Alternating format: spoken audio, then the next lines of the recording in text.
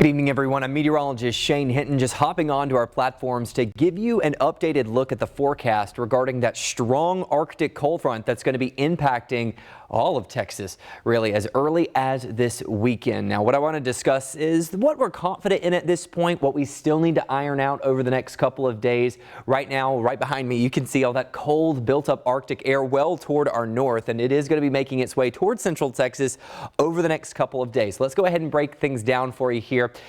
As we make our way up to the north, you can see we have some very cold temperatures we're dealing with. Look at that, negative 43 degrees in some parts of Canada. Just bone-chilling conditions right now. Now, these cold temperatures are going to be making their way down toward the south as we head throughout the weekend. Now, we do have some cooler air on the way for Friday, but that's going to be due to a weaker cold front that slides through Thursday night. The coldest air starts to arrive on Sunday.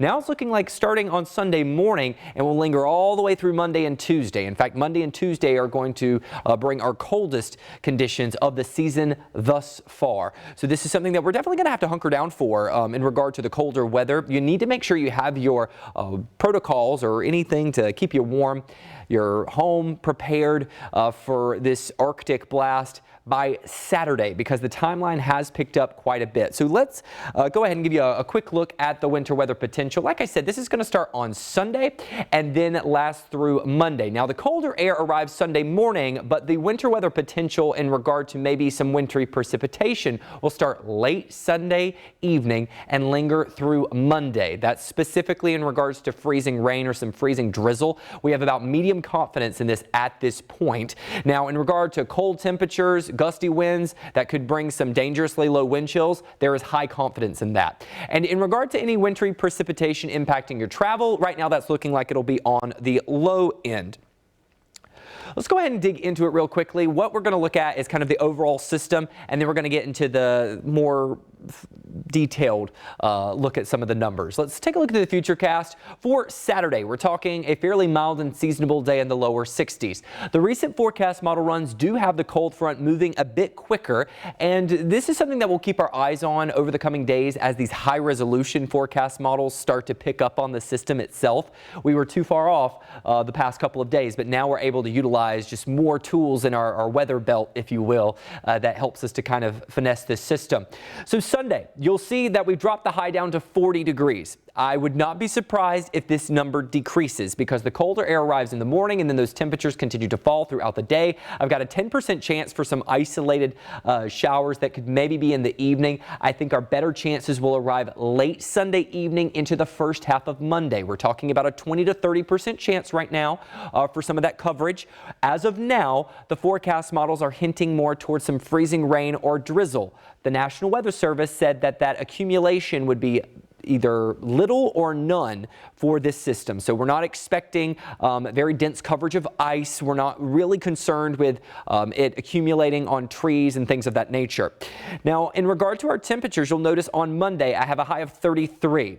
That is very close to the freezing point of 32 degrees, and we barely get warmer than that on Tuesday. I've got a high of 34.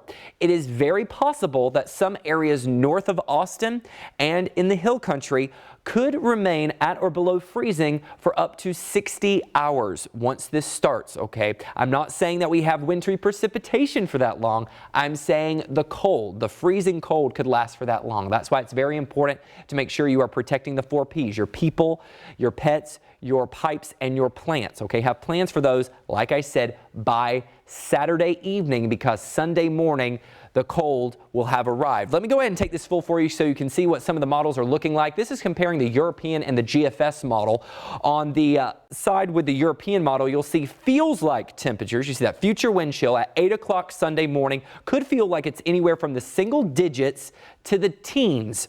In the GFS model, it's not too far off from that. Still pretty cold, but we're talking teens and lower 20s. So we're off by about 8 or so degrees, but regardless, no matter how you spell it, it's going to be cold. You don't need to be outside during that time frame. Now let's take a look at the precipitation potential, comparing the European model and the GFS model. Notice how very similar they are. I have to say this is probably the most similar that these two models have looked throughout the entire duration of the forecasting leading up to this event. Okay, that is good news whenever we have the models that kind of overlap, because that means higher confidence. Right now, the areas of pink are indicating the potential for freezing rain or freezing drizzle. The green would just be a very, very cold rain. So we'll have to keep our eyes on that, as that will certainly be changing as we go throughout the coming days. A look at your 7-day forecast shows that we are going to drop down to 40 degrees on Sunday. Overnight Sunday night, we drop down into the 20s for Austin, even colder in the hill country. Our coldest night will be Monday night. I've got a forecast of 17 degrees in Austin. Now keep in mind, I do expect it to be even colder for the hill country, maybe single digits. At some points we could see feels like temperatures or wind chill values that are below 0 for some parts of the hill country. Okay, so I cannot stress enough the importance of making sure you have a plan to stay warm, to stay sheltered during this time frame. We are going to make sure we have updates on air, online, and on KVUE Plus. A fantastic way to also get the most up-to-date forecast from the KVUE weather team is to download the KVUE weather app, or the KVUE news app, I should say. It's absolutely free to download, and it's a great tool so that you can kind of track the system with us. So in summary, what are we looking at here? What do we have high confidence in? Based off this 7-day forecast, you can tell it's going to get cold, dangerously cold at some points. So we need you to make sure that you have your winter weather preparations in place by Saturday. Wintry precipitation, still low confidence in it, low to medium confidence in it, but right now that is trending upwards. Little to no ice accumulation. We're talking maybe up to 1/10 of an inch at this point is what the models are showing. Not expecting too many terrible travel impacts from this, but that is something that we will definitely be finessing as more of the high resolution forecast models start to fall into place. This is going to be, as we make our way to Friday, Saturday, Sunday, the numbers will start to hopefully come a little bit more into unison, and they start to agree with each other a little bit more. So once again, we'll continue to monitor all the updates with this forecast and provide updates to you on air, online, and on KVUE Plus. Stay safe and stay warm.